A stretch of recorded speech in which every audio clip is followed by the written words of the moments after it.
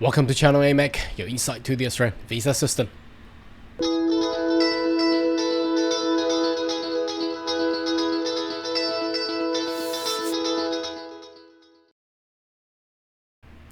Good day everyone, my name is Karl, your online YouTube visa consultant. Are you interested about migrating to Australia? Why don't you consider to subscribe to my channel and turn on the bell on the side so once we have all the updates and news, be the first one getting all the inside. Now today is the 8th of May 2023. We have some update which came on actually on Friday, but I have done a detailed study and now today is the time to announce it, and perhaps there's a lot more upcoming news in regards to immigration law and policies, so ensure that you subscribe and share with your mates. Okay, now today's topic is all about employment sponsor visa, which has been if you have followed my channel long enough, I've been talking about the employment sponsor visa, how badly designed it has been for the past 10 years. Now obviously I don't know if the government has already listened, but I think they done their studies and they understand the problem with it. So we have learned so far from the migration review report that obviously the labor market testing mechanism will be removed. Now there's a lot more announcements coming in, so you have probably followed one of my videos talking about how subclass 491 may or may not be affected to the new test mid, but let's have a look what's coming up, not for subclass 491 but more focus on the subclass 482, the employment sponsor visa, which I believe is going to be more friendly and it will slowly turn back to where it was back in those days. Remember 457.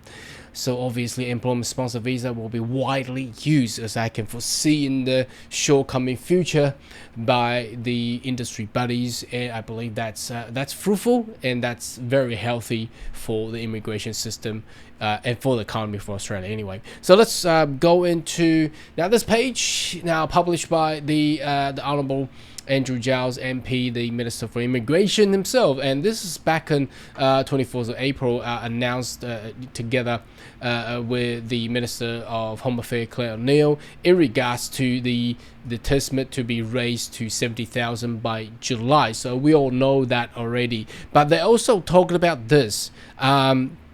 The government first action in an independent review and will be announced by the end of 2023. So it's either gonna be July or it would be finished by this year anyway. So the short-term stream, and the medium long term will all have pathway to permanent residency. Wow, that is very great, because what happened in the previous or the current system is the people choose the occupation list in the short term.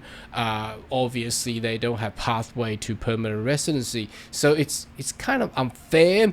So whether or not, remember in the migration review, it does say they're gonna kill the entire occupation list. Whether or not this is the way to do it, because if the short term and the medium long term can also access to the permanent pathway, then might as well just kill the entire occupation list. I think that's where it will start. We see the changes going on. But on Friday, the 5th of May, we have more information. So I'm going to take you into this detail here on the 5th of May, where it says increase. This is actually on the news of the Home Affairs website. Okay, the title says increase the temporary skill income threshold test limit to 70,000. I know, I understand. There are some industry they will say, well, we can't afford to this type of salary for their employees. Well, then you got to move on, right? Expand pathway to permanent residence. So remember, there is not a third pathway they're gonna design for the employment sponsor visa. There's a highly income, highly skilled one, and the 70,000. So we are all talking about the 70,000 now. There is also a low end pathway, which the policy or law we don't have the detail yet, but I believe they will be announced very soon as well. Well, they said by the end of this year, so looks like it's gonna all come out. Okay, so very welcome on those news. So let's have a good read, and I will provide a more insight on my thoughts. So the raising of the Tisbit. So again, this is not new anyway. So anyway, just let everybody know it will be by July 1st. So people may ask, what if I have lost the visa before 1st July? Do I still require to meet 70,000 Tisbit? Well, the answer here is, as we have just read, it says the change will not affect existing visa holder and the approved nomination. So if it's already lodged, not approved, then the key here is it's likely that you are required to swap your current employment's agreement or contract and make the salary up to 70,000. Now, then you really need to talk to your employer, your boss, whether they like to do that or not. So if it's not approved yet, I'm sorry, then that will be changes will take effect on your application. So if you lodge it today, it's likely that it's not gonna be approved by July. Then obviously you need to meet that requirement. Okay, now expand pathway. Let's have a good read. By end of 2023, the temporary resident transition stream of the employment nomination scheme, so subclass 186 of the TRT stream, will be available. Well, isn't it already available yet? This stream is also is for all temporary skill shortage visa holder whose employer wish to sponsor them. So basically says the TRT stream, well, it's available now, but by end of this year it will expand towards all the short-term stream occupation. Well, basically meant they're gonna kill the whole entire occupation list, because if there's no differentiation between medium and long-term and short-term, might as well just kill it. Okay, an application will need to continue to work with the occupation nominated by the TSS visa. However, occupation will not be limited to, again, not just for medium long term. We will reduce eligibility. This is a good news as well, from 3-year down to 2-year employment. So basically they're going back to the old day of 457 visa. The only differences here is that there's no LMT, and the Tisbit has been increased to 70,000. So applicant, well, obviously, but if your nomination has already been approved by then you don't need to meet that anyway. Applicant would need to meet all nomination and visa requirement for TRT stream of employer nomination scheme visa. To facilitate this pathway, okay, the government is also removing the limited number of short-term streams. So previously, the short-term stream people, you can only do 2 times. So you can nominate yourself and so 2 years, and then if you want to extend, you can do it again.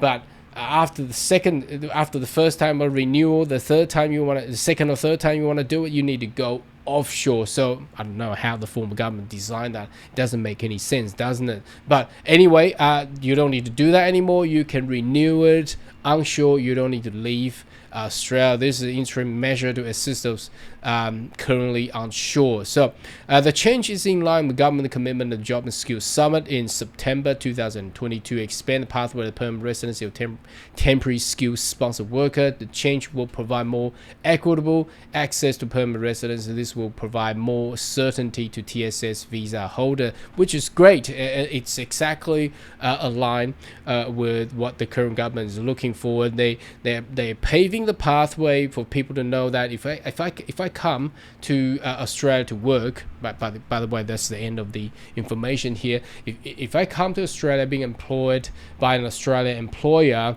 I have a certainty that after certain numbers of years of my contribution in Australia, I'll be able to transfer myself into a permanent residence of Australia. So that is a great thing, because that will actually attract the workforce is more pumped, rather than with the current system in the past 10 years, people come to Australia and work.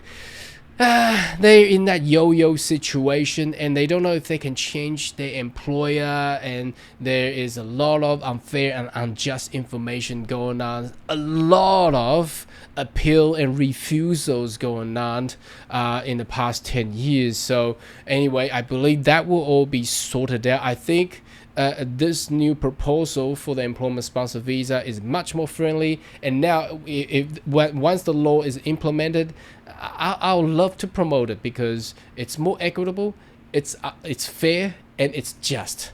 Anyway, should you have more question and query, more than welcome to leave a comment right down below, and I see you next video. Goodbye.